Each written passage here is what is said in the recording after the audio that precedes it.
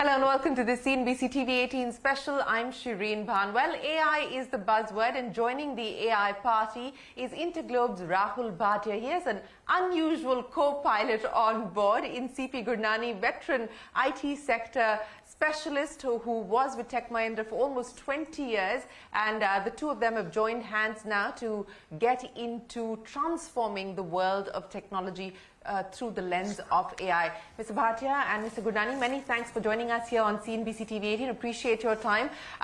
The press release talks about redefining industry standards, using AI, transformation, and so on and so forth. But let's get to the very basics. How did this partnership come about? I'm going to start with you. Well, I've known CP for a very long time, and I knew that he was coming off his obligations at Tech Mahindra about a year before he did, and we were just having this conversation about trying to team up together. We used to have a technology business at some point in time, which we had sold in 2018, and it was just one of those things. After having sold it, we wanted to go back into the space, but obviously we were looking for the right sort of partnership, and CP and I talked for most of last year and came to the conclusion this is something we'd like to do together.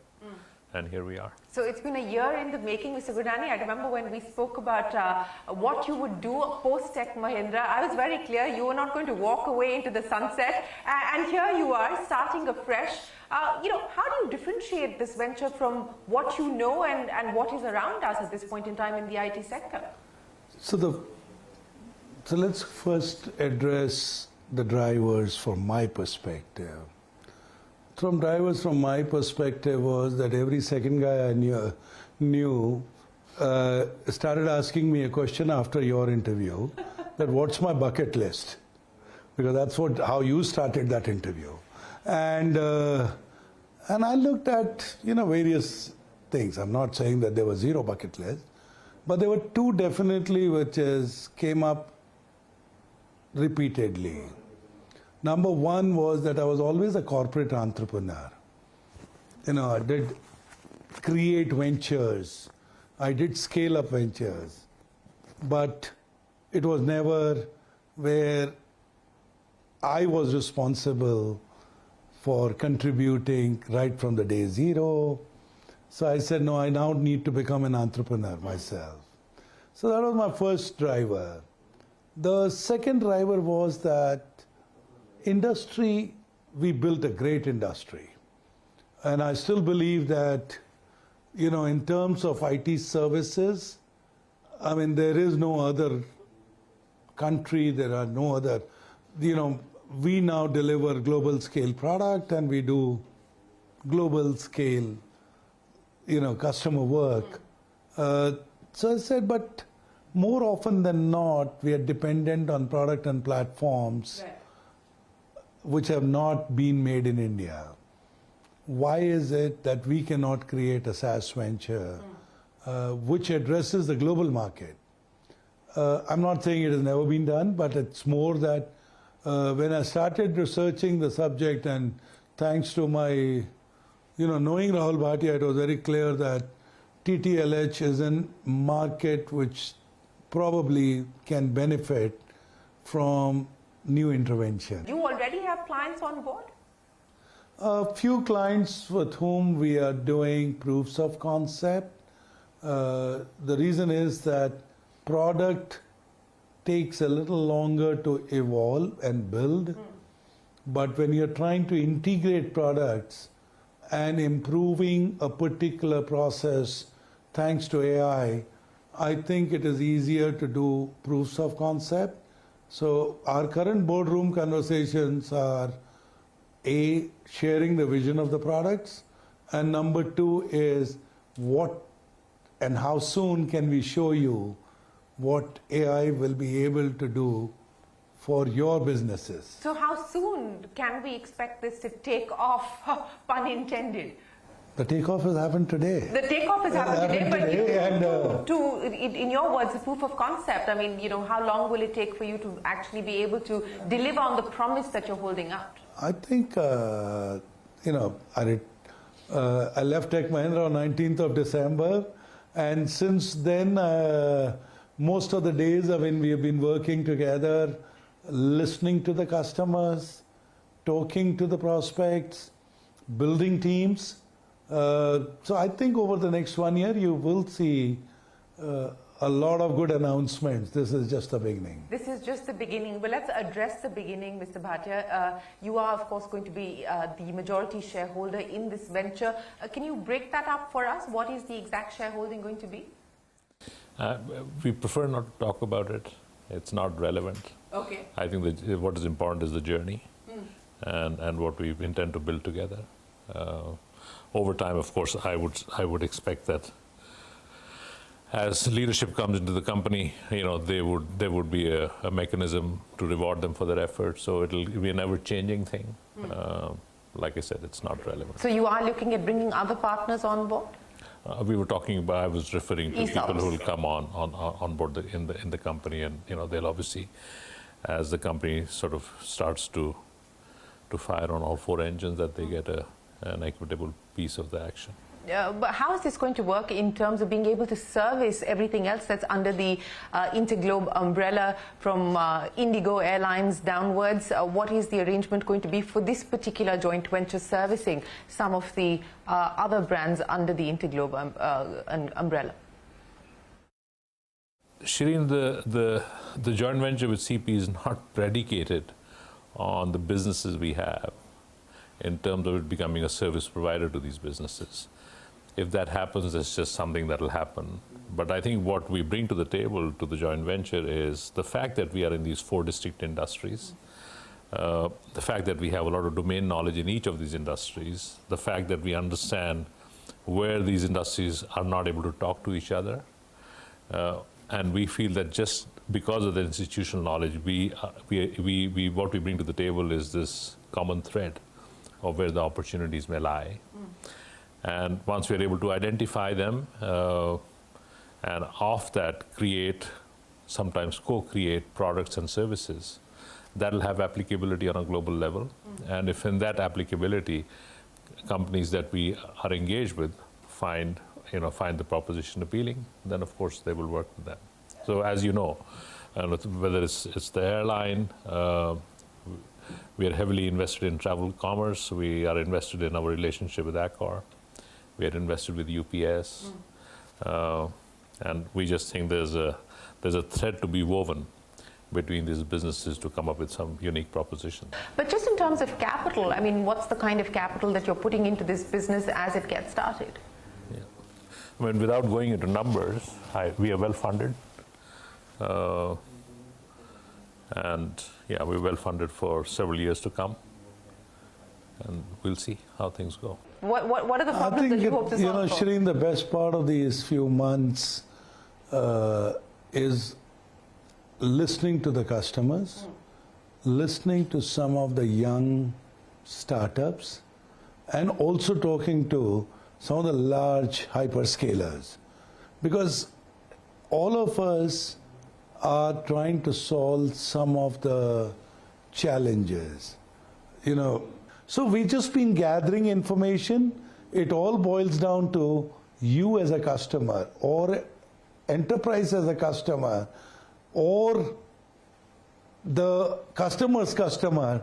All 3 want better harmonization of data, better transparency and weaving together of the data. And I think our secret sauce is all about what you read in the press release, IntelliOS. That means an OS which will bring data and customer service together. So where are things as far as IntelliOS is concerned? I mean, how far along are you now in being able to commercialize this? I think we've already commercialized it. That's why the proof of concepts are happening. But it is not about integrating with one system. It is about integrating with hundreds of disparate systems. So I think it will take us about a year plus as we go around this journey.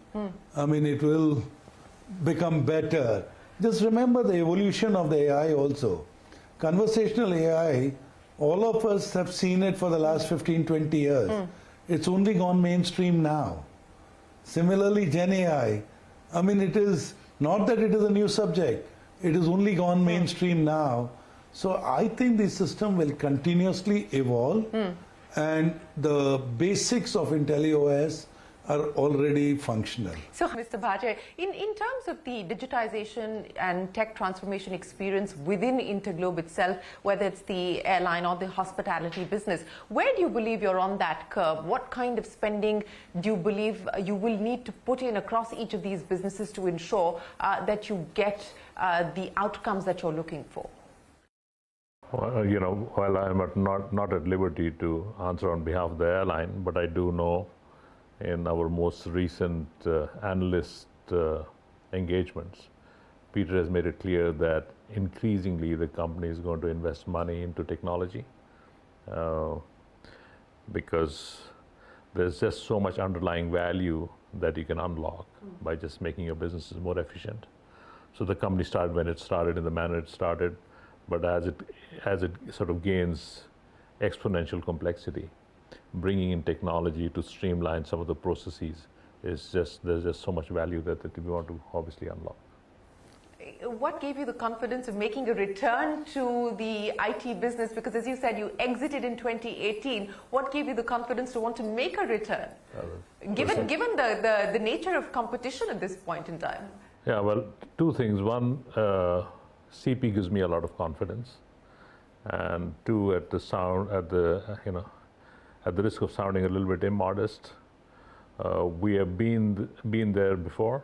We've gone into industries where there were very well-entrenched players, but we believe that if you could come up with a differentiated offering, that you should see the light of day. So, year one, of course, this is going to be the process of setting things up. What's the 5-year roadmap as far as this business is concerned? I mean, do you have a vision for where you see yourself in the next 5 years as this business is concerned? I think, What's the ambition? The ambition is to redefine customer experience, and not only my customer, it is customer's customer. Number one. Number two is anticipate and use AI to create continuously better products for the TTLH sector. And number third, most importantly, is use AI, but do not forget the human touch. That is a balance that I think everyone, especially in consumer-facing sectors, is going to be an important one to deal with as well. But in terms of hiring people, etc., how many are on board already? What do you see as plans on that front? I think the way things are, the core product is the IntelliOS, and as I said, we'll continuously build extensions on it. So I think the product team is already in place. That's about 100 engineers working today on this center of excellence. But we do realize that as we engage more and more customers, we need a layer of consultancy to look at the current processes, to look at how to harness the power of data, to look at, not only integrating the platform, but some of the existing technologies. I mean, we are not dismissing any of the existing technologies. So I think those consultants are number third part. Where we will need people is that many of the processes, even to weave them together, we will have to do some of the routine jobs like call centers. Because customer experience, call centers cannot be disengaged. So I think our year one, we should be about 2,000 plus. 100, as I said, are already developing the product as we speak. Year one, we should be 2,000 plus. Singapore headquartered or incorporated, of course you are looking at global markets, but the key focus markets that you intend to go after first? So India, Asia, Middle East, Africa, clearly the growth in the sector that we serve will be the highest there. So that will be the focus area. But since our OEMs or some of our strategic relationships or some of our early adopters of AI are based in US and Europe, I mean, I think we're building a global company, and we would be spending money upfront to create global centers of excellence. Same question to you, Mr. Bhatia. What is the ambition? We just got a glimpse of what the roadmap looks like over the next 12 months and beyond. But what is it that you expect this business to do, for InterGlobe, for this joint venture over the next 5 years? Well, if CP is the man I know, and in our early conversations, CP said, RB, I want to do this thing for the next 5 years. And I said, maybe we should talk about 2035. So we are in this for the long haul. And like I said, if I know the CP I know, I think we'll put a major stake in the ground over the next 10 years.